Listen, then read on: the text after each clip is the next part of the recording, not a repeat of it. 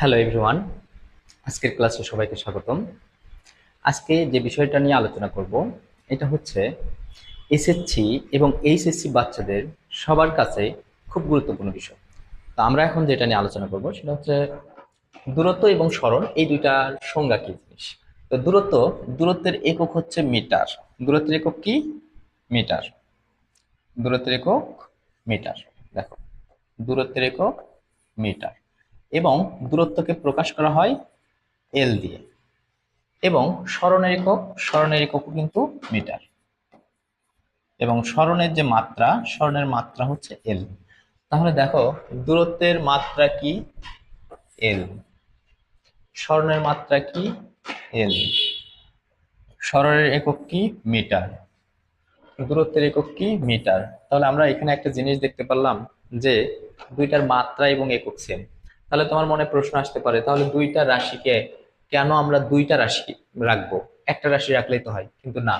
কথা হচ্ছে দূরত্ব হচ্ছে স্কেলার রাশি। দূরত্ব একটা স্কেলার রাশি, অর্থাৎ অদিক রাশি। এটা হচ্ছে স্কেলার রাশি। এটা হচ্ছে স্কেলার রাশি।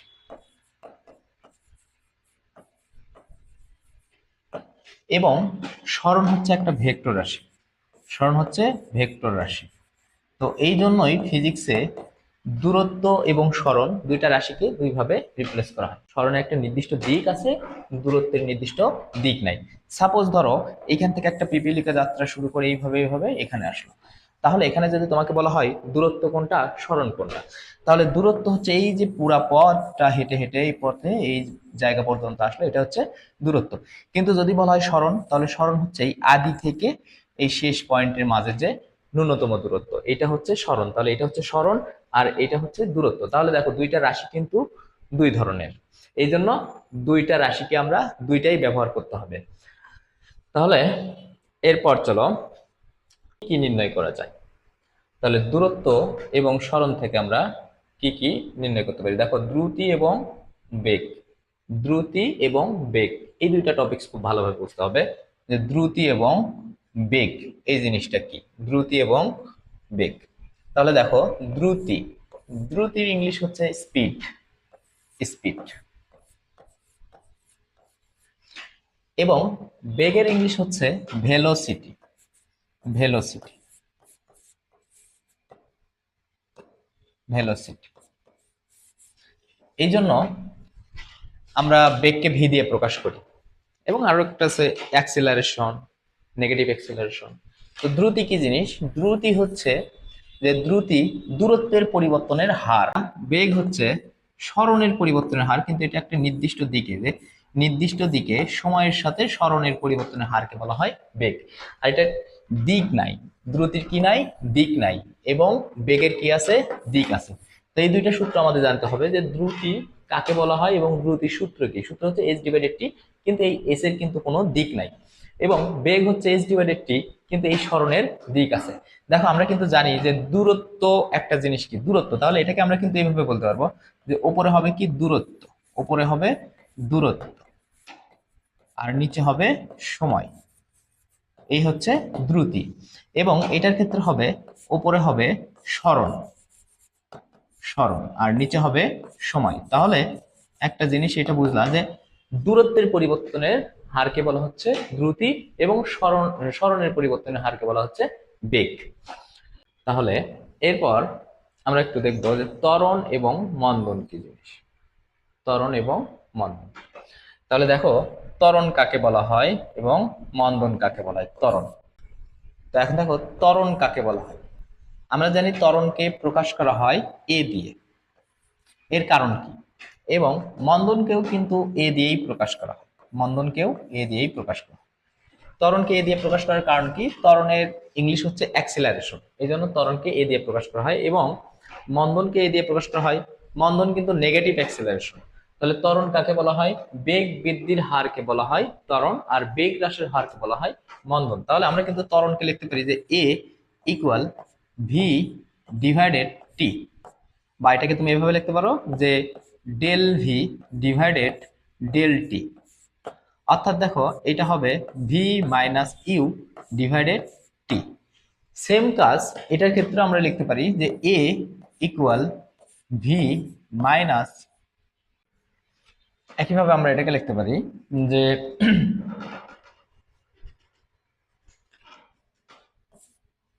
V minus u divided t, বা এটাকে লিখতে পারি del v divided del t. এখন এটার একক কি হবে? দেখো একক কিভাবে বের করবা। একক হচ্ছে বেগের একক ডিভাইডেড সময়ের একক। তাহলে বেগের একক কি? বেগের একক হচ্ছে মিটার পার সেকেন্ড এবং সময়ের একক সেকেন্ড। তাহলে এটাকে যদি আমরা এটাকে উপরে নিয়ে যাই তাহলে হবে metre per second, second square, metre per second square. এবং এটার ক্ষেত্রে metre per second divided second, তাহলে হবে মিটার পার সেকেন্ড স্কোয়ার। তো এখন দেখো আমরা একটু মেইন টপিকসে চলে যাব, এরপরে যে টপিকস গুলো আছে সেগুলোতে চলে যাব। আমরা খুব ভালো করে শিখবো এই টপিকসটা। আমাদের মেইন টপিকস হচ্ছে এইটা, ঢাল কি জিনিস।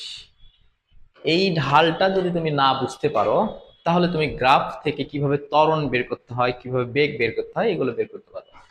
তো চলো ঢাল কি জিনিস এটা নিয়ে আমরা একটু আলোচনা করব ডিটেলসে, যে ঢাল কি জিনিস। ঢাল, এখন আমরা যেটা শিখবো সেটা হচ্ছে ঢাল কি জিনিস। ঢাল কাকে বলা হয়? ঢাল হচ্ছে, এটার যে সংজ্ঞা আছে, সংজ্ঞা হচ্ছে এক্স অক্ষের ধনাত্মক দিকের সাথে যে কোণ উৎপন্ন হয় তার ট্যানজেন্টকে ঢাল বলা হয়। সাপোজ ধরো কোনো একটা সরলরেখা, ধরো এই যে একটা সরলরেখা, এই সরলরেখাটা এইদিকে এটা হচ্ছে এক্স অক্ষ, এটা এক্স প্রাইম,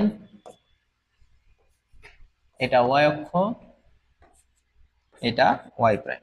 ঢাল সম্পর্কে আমাদের একটু ডিটেলসে জানতে হবে, কারণ ঢাল না জানলে তুমি কিন্তু যে গ্রাফ থেকে কিভাবে বেগ বের করতে হয়, গ্রাফ থেকে কিভাবে ত্বরণ বের করতে হয়, গ্রাফ থেকে তুমি কিভাবে বেগ সময়ের যে লেখচিত্র আছে, সরণ সময়, সরণ বেগ বা সময় বেগ, তারপরে সময় ত্বরণ, এগুলো কিভাবে তুমি করতে পারবা সেগুলো ঢাল সম্পর্কে আগে জানতে হবে। তাহলে দেখো, মনে করো এই সরলরেখাটা এক্স অক্ষের ধনাত্মক দিকের সাথে একটা কোণ তৈরি করছে, এই থিটা। তো এই থিটা যে উৎপন্ন করছে এর ট্যানজেন্টকেই ঢাল বলা হয়। অর্থাৎ ঢালকে আমরা, এটার ইংলিশ হচ্ছে স্লোপ, কিন্তু এটাকে প্রকাশ করা হয় এম দিয়ে, এম, ঢাল ইকুয়াল আমরা লিখতে পারবো ট্যান থিটা। এই হচ্ছে ঢাল। এখন ট্যান থিটা মানে কি? লম্বভাগ ভূমি। ট্যান থিটা মানে লম্বভাগ ভূমি। তাহলে এটাকে কিন্তু আমরা লিখতে পারি ঢালকে লম্ব ডিভাইডেড ভূমি, লম্ব ডিভাইডেড ভূমি। তাহলে তুমি যদি এই সূত্রটাই ভালোভাবে মনে রাখো তাহলে তুমি এই ঢাল রিলেটেড ম্যাথগুলো সলভ করতে পারো। যে ঢাল মানে কি? Tan theta. অর্থাৎ এক্স অক্ষের ধনাত্মক দিকের সাথে যে কোণ উৎপন্ন করে তার ট্যানজেন্টকে ঢাল বলে, এবং ঢাল equal m equal tan theta equal লম্ব ডিভাইডেড ভূমি। এটাকে আরো সূত্র আকারে লেখা যায়, সেটা হচ্ছে এম ইকুয়াল কোটি দ্বয়ের অন্তর ডিভাইডেড ভুজদ্বয়ের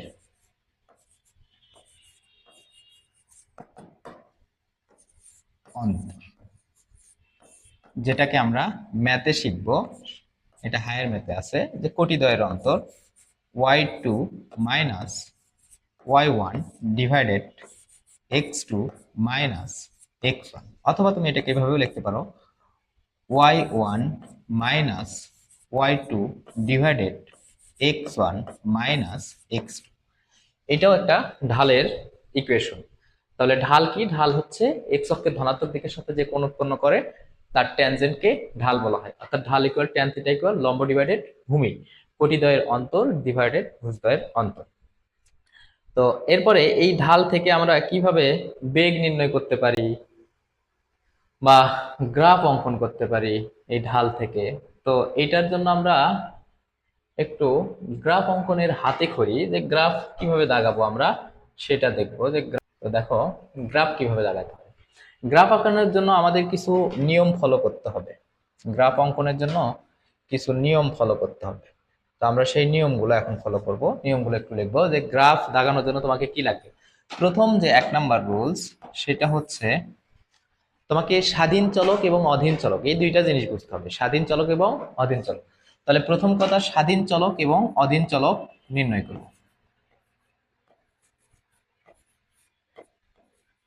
স্বাধীন ও প্রথমে এটা করব, এরপর দ্বিতীয় যে নিয়মটা, তুমি স্বাধীন চলক এবং অধীন চলককে কোন অক্ষে বসাবে, যে অক্ষ নির্বাচন।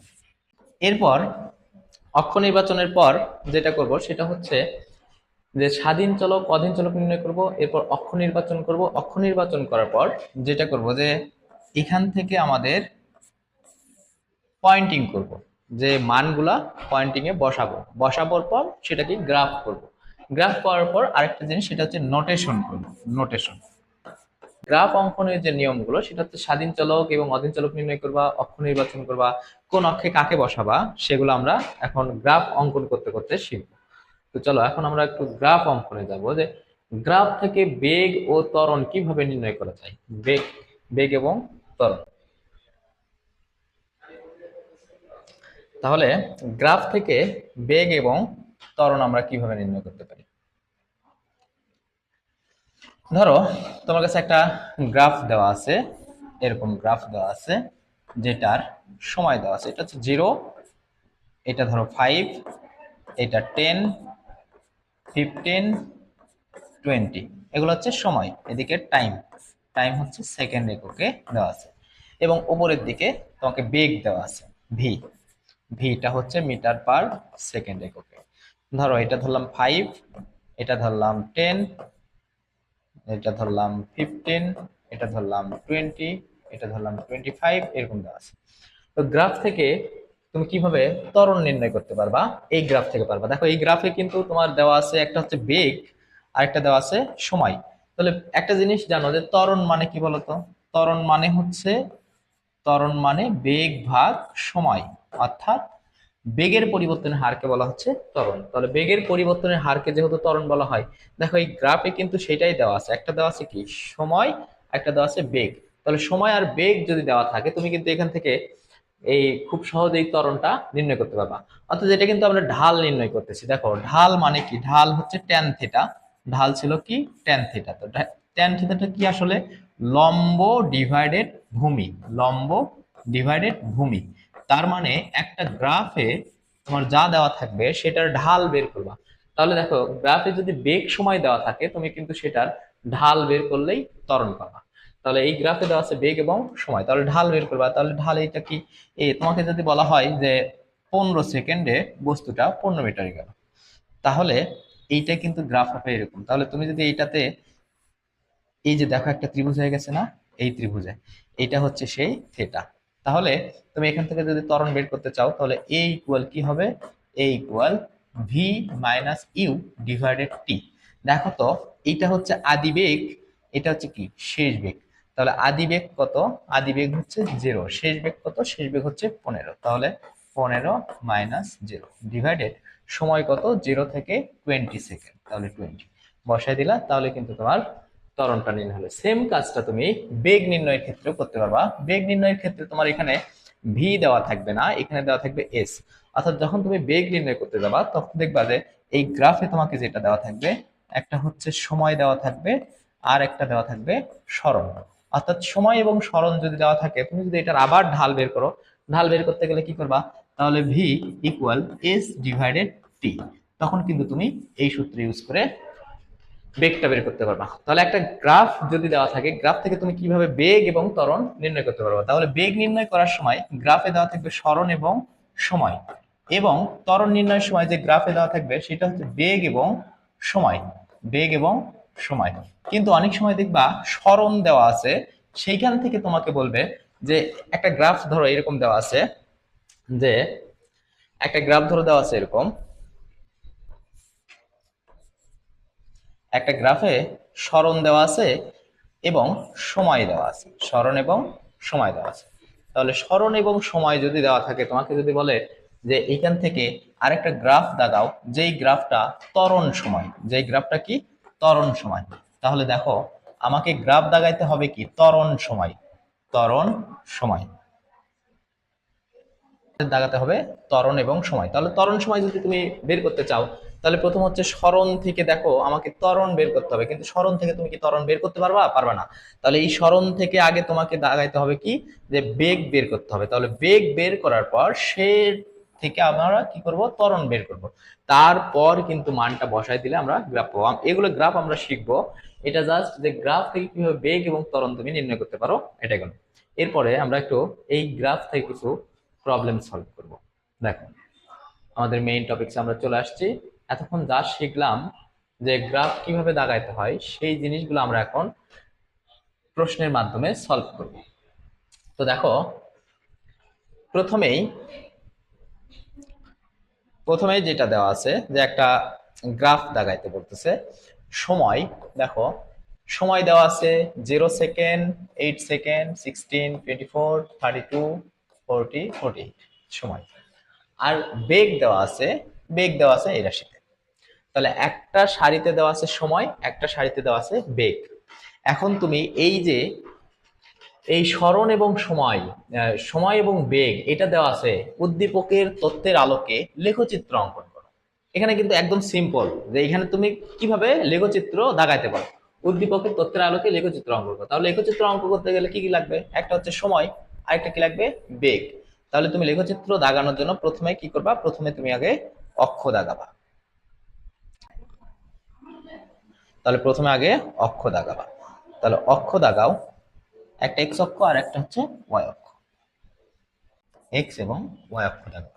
এটা মনোযোগ দিয়ে দেখো, এটা পারলে তুমি সবগুলো প্রবলেম সলভ করতে পারবা।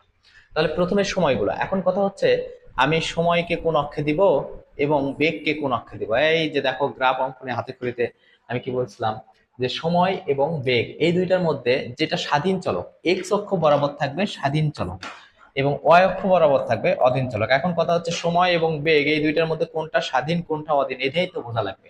তাহলে তোমরা একটু ম্যাথের ক্ষেত্রে দেখছো যে ধরো ওয়াই ইকুয়াল 5x প্লাস 2, এরকম ধরো একটা ইকুয়েশন দেওয়া আছে। এখন তোমাকে এক্স এর মানের উপর কিন্তু ডিপেন্ড করবে ওয়াই। এক্স এর মান যদি তুমি 0 বসাও তাহলে কিন্তু এটার মান হবে কত? 2। ধরো এক্স এর মান 0 বসালে, 0 বসালে তাহলে 5 ইন্টু 0 প্লাস 2 অর্থাৎ 2। আবার যদি এক্স এর মান তুমি ধরো 3 বসাও তাহলে 3 প্লাস 15 16 17 হবে। তাহলে দেখো ওয়াইটা ডিপেন্ড করতেছে কার উপর? এক্স এর উপর। তাহলে এক্সটা কি? এক্স হচ্ছে স্বাধীন, এক্স হচ্ছে স্বাধীন। তাহলে এক্স হচ্ছে ইচ্ছা মতো চলতে পারে। তাহলে এক্স হচ্ছে স্বাধীন চলক এবং ওয়াইটা কি? ওয়াইটা হচ্ছে অধীন চলক, ওয়াই হচ্ছে অধীন চলক। তাহলে এক্স এবং ওয়াই এই দুইটা আমরা বুঝলাম, এক্স হচ্ছে স্বাধীন চলক এবং ওয়াই হচ্ছে অধীন চলক। তাহলে এক্স অক্ষ বরাবর আমরা স্বাধীনকে বসাবো। দেখো তো এই দুইটার মধ্যে স্বাধীনকে, এই দুইটার মধ্যে স্বাধীন হচ্ছে সময়। সময় যদি নাই শুরু হয় তাহলে কি বেগ হবে?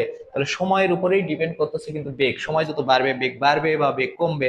তাহলে সময়টা কি? স্বাধীন চলক। তাহলে এক্স অক্ষ বরাবর দিবা তুমি সময় এবং ওয়াই অক্ষ বরাবর দিবা তুমি বেগ। এই যে দিলা।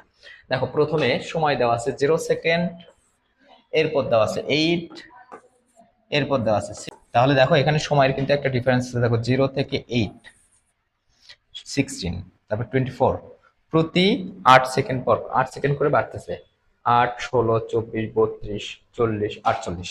তাহলে সময়ের একটা কি আছে? সিকোয়েন্স আছে। এবং বেগের ক্ষেত্রে দেখো 0 থেকে শুরু, তাহলে 0 এটা ধরলাম 0, এরপর আছে 4, এরপর আছে 8, এরপর আবার 8 8 8, তিনটা আছে 8। তো তিনটা যেহেতু 8 আছে আমরা একটা 8 লিখলেই হবে, এরপর 4 এবং 0। তাহলে দেখো আমাদের কিন্তু 0 থেকে প্রথমে 0, তারপর 4, তারপর 8, তারপর 8 8, এরপর 4 0। তাহলে আমাদের আর কিন্তু লাগবে না। আমি এখানে আরেকটা লিখলাম যে 12 পর্যন্ত লিখলাম। তাহলে প্রথমে 0 সেকেন্ডে কত গেছে দেখো তো? 0 সেকেন্ডে 0, তাহলে প্রথম পয়েন্টটা এটা। এরপর দেখো 8 সেকেন্ডে গেছে কত? 4, তাহলে 8 সেকেন্ডে কত? 4, তাহলে এই দুইটা মিলে একটা 4। এরপর দেখো 16 সেকেন্ডে গেছে কত? 8, তাহলে 16 সেকেন্ডে গেছে 8, তাহলে এই যে 8, তাহলে তাহলে দেখো যে 16 সেকেন্ডে কত গেছে? 16 সেকেন্ডে 8, তাহলে এই দুইটা মিলে এই পয়েন্টটা আমরা পাচ্ছি। এরপর আছে 24 এ 8, তাহলে 24 এও কি 8, তাহলে এটা দেখো একটা গ্রাফ পাইছো। 24 এও কত? 8। এরপর আছে 32 তেও কত? 8, 32 তেও 8। এরপর কত? 40 তে 4, 40 তে 4। তাহলে দেখো এই হচ্ছে গ্রাফ। এরপর দেখো 48 এ কত, 0, তাহলে 48 এ 0, এই হচ্ছে গ্রাফ। তাহলে আমরা যদি এরকম বক্স দেওয়া থাকে সেখান থেকে কিন্তু গ্রাফ দেখাইতে পারি। তো চলো আর এইটাতে আমরা দেখব যে চিত্র অনুযায়ী গাড়িটির গাড়িটির 20 সেকেন্ডে অতিক্রান্ত দূরত্ব নির্ণয় করে। তাহলে 20 সেকেন্ডে অতিক্রান্ত দূরত্ব, প্রথম কথা যে এই যে 0 থেকে 20 সেকেন্ড পর্যন্ত দুইটা অংশ আছে, দেখো এইটুকুর একটা অতিক্রান্ত দূরত্ব, এইটুকু একটা, তাহলে এটা হচ্ছে S1 আর এটা হচ্ছে S2। তাহলে আমরা টোটাল S করব S1 plus S2, S1 plus S2, তাহলে S1 প্লাস S2। S1টা কি হবে, দেখো এই ক্ষেত্রে কিন্তু বেগ বৃদ্ধি পাচ্ছে, তাহলে u plus v divided 2 into t, এবং S2 এইটুকু কিন্তু সমবেগে যাচ্ছে, তাহলে এটা হবে ভি টি। তাহলে ইউ কত, ইউ হচ্ছে 0, 0, এবং শেষ বেগ 150 ডিভাইডেড 2 ইন্টু সময়টা হচ্ছে এইটুকু যাইতে সময় লাগছে 10 সেকেন্ড, এরপর প্লাস এইটার ক্ষেত্রে এইটুকু হচ্ছে ভি অর্থাৎ 150, এবং এইটুকু যাইতে সময় লাগছে 10 সেকেন্ড, যে 10 থেকে 20 অর্থাৎ 10 সেকেন্ড। এখন টোটাল হিসাব করলে যেটা আসবে এটাই হচ্ছে অতিক্রান্ত দূরত্ব, এত মিটার।